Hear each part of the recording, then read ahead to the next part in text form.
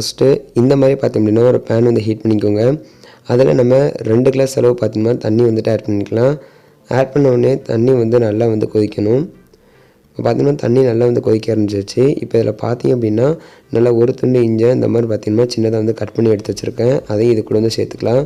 இது வந்து பார்த்தீங்க அப்படின்னா ஒரு 4 டேபிள் ஸ்பூன் இருக்கும். இப்போது ஒரு 8 பல் பூண்டை இந்த மாதிரி சின்னதாக நறுக்கிட்டு அதையும் நம்ம இது கூட வந்து சேர்த்துக்கலாம். இப்போ இது கூடவே 1/2 டேபிள் ஸ்பூன் அளவு மஞ்சள் தூளும் வந்து சேர்த்துக்கோங்க. சேர்த்துட்டு இது கூடவே பார்த்தீங்கன்னா கொஞ்சமாக வந்துட்டு புதினா இலையும் வந்து சேர்த்துக்கலாம். ஒரு கைப்பிடி அளவு வந்து சேர்த்துக்கோங்க. சேர்த்துட்டு இது எல்லாத்தையுமே பார்த்தீங்கன்னா நல்லா வந்து கொதிக்க வச்சு எடுத்துக்கோங்க. இப்போ இதில் பார்த்தீங்க அப்படின்னா ஒரு 1/2 லெமன் ஜூஸ் பார்த்தீங்க அப்படின்னா நம்ம இதில் வந்து ஆட் பண்ணிக்கலாம். ஸோ நல்லா வந்து ஒரு 10 நிமிஷம் கொதிக்க விடணும். நல்லா பார்த்தீங்கன்னா ஒரு கிளாஸ் வந்து நல்லா வற்றி வரணும். ஸோ அப்போ தான் நம்மளுக்கு அதில் இருக்க எசன்ஸ் எல்லாமே கரெக்டாக வந்து இறங்கும்.